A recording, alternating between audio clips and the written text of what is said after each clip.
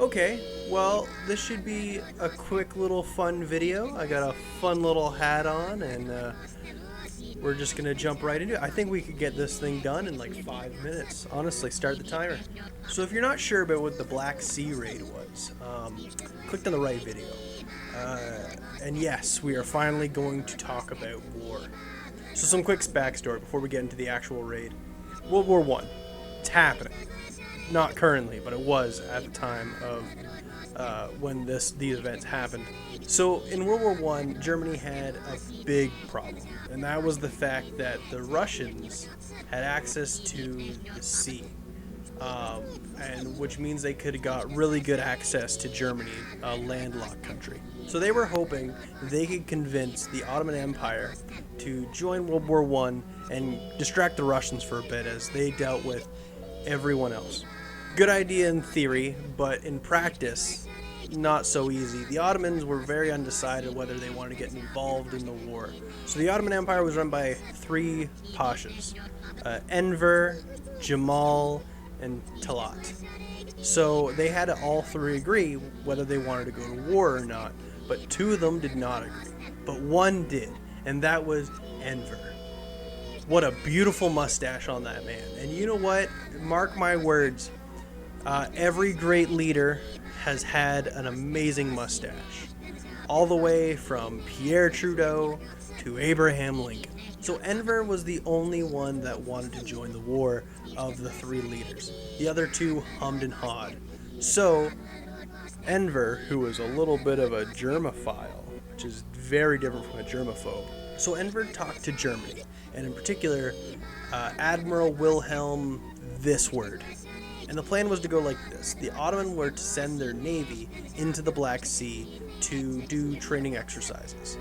Upon this, the Russians were going to be encouraged to attack the Ottomans so that the Ottomans could claim self-defense. That's how it was supposed to go in theory. But William later said that the real plan was to get Turkey in the war any way possible, even including against their will. So what happened instead? Well,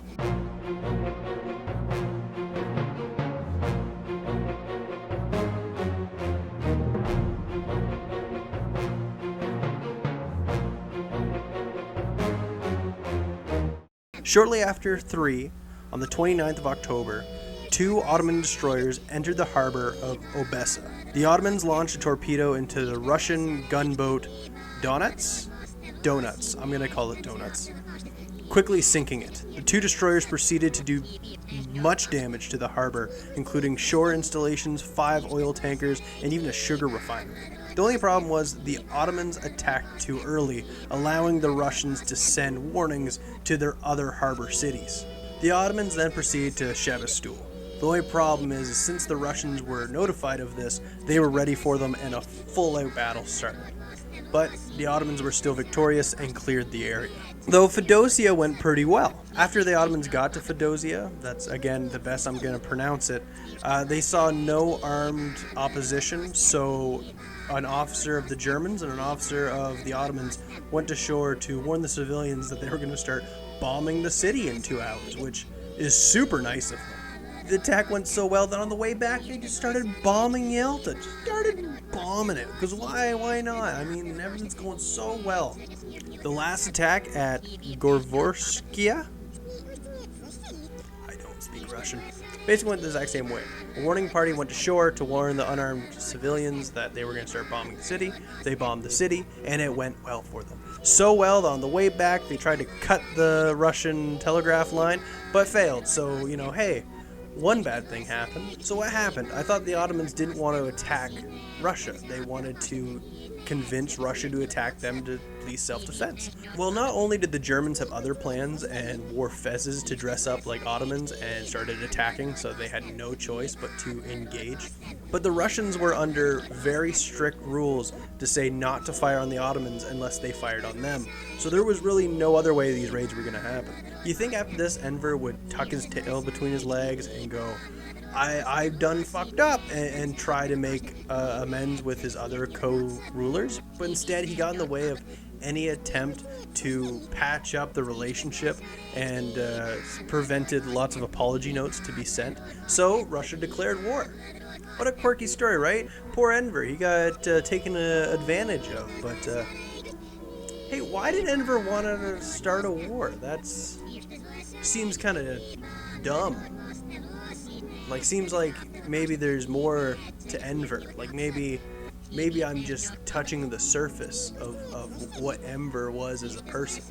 Let me just quickly see if I can find some stuff on Enver, and see if I can find any stuff on him.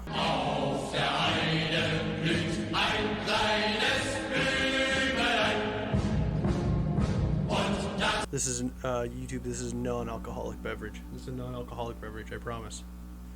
I promise. He's my booze bear. Get it? Because he's a bear. I don't know the red stuff's from the previous drink I had in here.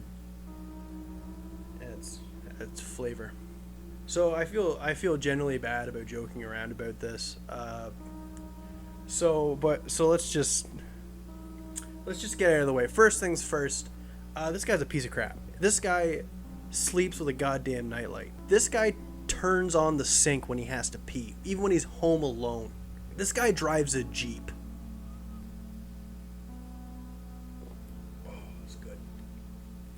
This guy drinks a Corona in winter. This guy is literally a proto-Hitler, and I'm not joking about that one. So let's get into who Enver Pasha is.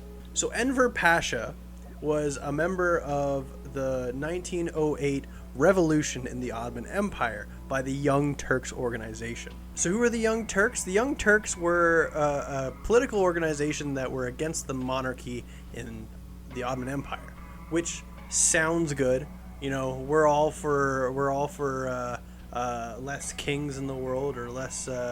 He was successful in his revolution, and him and two other pashas, as previously mentioned, Jamal and Talat, became the leaders of the Ottoman Empire. So you'd think, wow, this guy just stood up against tyranny. I bet he was a great guy.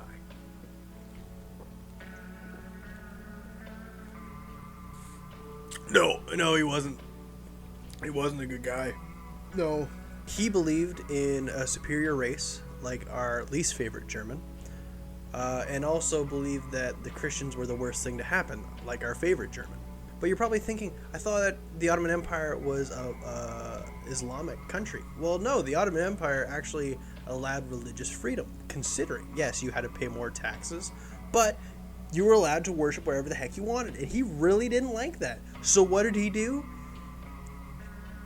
He did 3 genocides.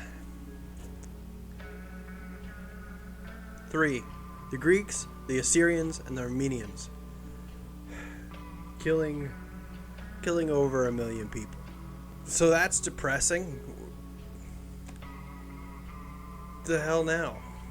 Well, it will make you feel a little better that not only did he destroy the empire that he wanted to control, the Ottomans were toppled after World War I, and him and his 2 BFFs were sentenced to death. So that's it. They were killed, right? Nope. All 3 of them got away. The other 2 were killed by people seeking vengeance for the genocides, so that's nice. But what happened to Enver? Well, he was killed by Bolsheviks. I guess that kind of makes me happy. But yeah, I don't really want to joke about this this last part. You know, it is serious. Lots of people lost their lives, and it was a horrible, horrible thing. But no, I guess I don't really have anything else in that. Make smart decisions. Don't make agreements with German admirals. Oh, I don't even know what this was.